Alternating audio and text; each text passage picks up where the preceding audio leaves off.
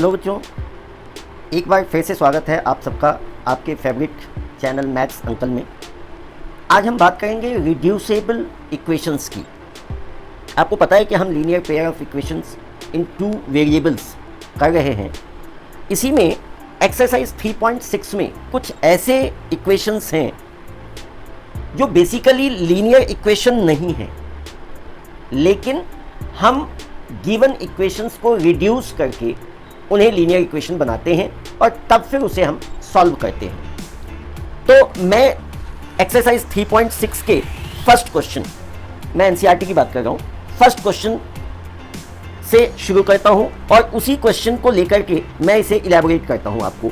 ये हम करने जा रहे हैं क्वेश्चन नंबर 1 का फर्स्ट पार्ट। इसमें जो इक्वेशन हमें दिया गया है वो है 1/2x plus 1/3y is equal to 2 और दूसरा इक्वेशन है 1/3x plus 1/2y is equal to 13/6। अब आप देख सकते हैं कि ये लीनियर इक्वेशन के फॉर्म में नहीं है। ये इक्वेशन तो है ये, लेकिन लीनियर इक्वेशन के फॉर्म में नहीं है। सो फर्स्ट ऑफ ऑल हमें इन गिवन इक्वेशंस को रिड्यूस करना है लीनियर इक्वेशन के फॉर्म में। अब उसके लिए हम क्या करेंगे? अब देखिए, मैं थोड़ा सा आपको कुछ समझाना चाहता हूँ। सपोज करो ये 1/2x है। इस 1/2x को we can write it as 1/2 into 1/x। 1 से 1 को मल्टीप्लाई किया 1 ही हुआ, 2 से x को मल्टीप्लाई किया 2x हुआ। तो अब अगर इसमें हम इस 1/x को a मान लें, सपोज करो, तो ये 1/2x क्या बन जाएगा? a multiplied by 1/2, so it will give you a/2, या आप इसको लिख सकते हैं 1/2a। सिमिलरली 1/3y है, इसको आप लिख सकते हैं 1/3 मल्टीप्लाई 1/y। यहां पे सपोज करो आपने 1/y को b ले लिया, then it will give you b/3, और you can write it as 1/3y। तो हम यही तरीका अपनाने जा रहे हैं और इसी तरीके से हम इन इक्वेशंस को सॉल्व करेंगे। तो सबसे पहले जो हमें यहाँ पे दिया हुआ है, मैं इसकी बात करूँ। यहाँ पे देखिए, सबसे पहले हम लेट करेंगे, let 1/x is equal to a and 1/y equal to b। ये हमने लेट किया है। Then the pair of equations will be, तो ये इक्वेशंस क्या बन जाएंगे? जैसा मैंने आपको यहां समझाया, आप उसी के अकॉर्डिंग अगर आप इसको देखें तो ये बन जाएगा a/2 plus b/3 is equal to 2। इसको हम थोड़ा और सिंप्लीफाई कर लेते हैं तो ये बन जाएगा, अगर आप इसका एलसीएम ले लें तो 2 3 6, एलसीएम होगा 2 3 6, so it will be 3a plus 3 2 so it will be 2b is equal to 2, और ये 6 को इधर ले जाइए तो ये हो जाएगा 3a plus 2b is equal to 12। ये हमारा फर्स्ट इक्वेशन मिल गया। सिमिलरली हम सेकेंड इक्वेशन को यदि सॉल्व करें तो ये क्या मिलेगा हमें? तो ये हो जाएगा 1/3x है, इसको यदि आप सिंप्लीफाई करें तो ये क्या बन जाएगा? ये बन जाएगा a/3 plus b/2 is equal to 13/6। आप ऐसे ही इसका एलसीएम लीजिए, 3 2 6, 3 2 2a plus 2 3 so it will be 3b is equal to 13/6।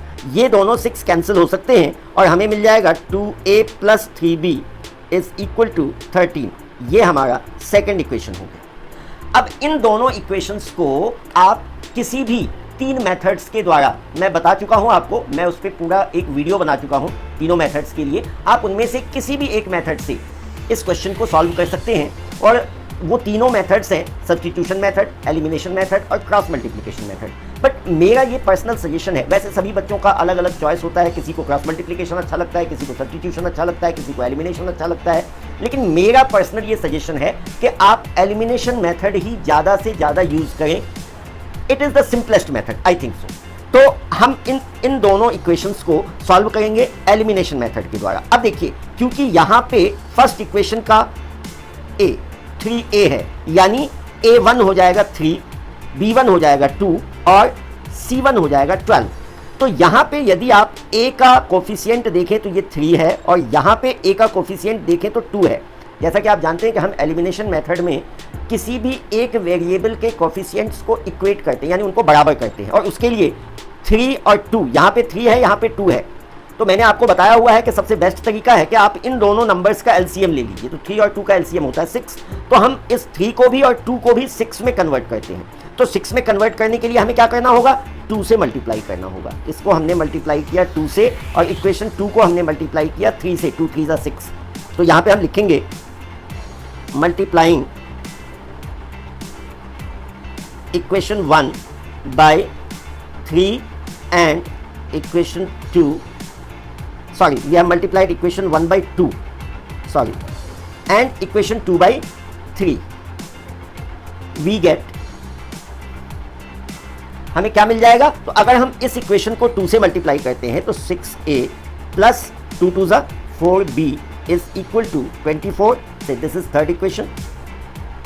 And यहाँ पे 3 2 ज़ा 6a प्लस 3 3 ज़ा 9b इज इक्वल टू 13 3 ज़ा 39 से दिस इज फोर्थ इक्वेशन। अब हम क्या करते हैं, अब इन दोनों इक्वेशंस को हम सब्ट्रैक्ट करें। तो अब हम यहां पे लिखेंगे सब्ट्रैक्टिंग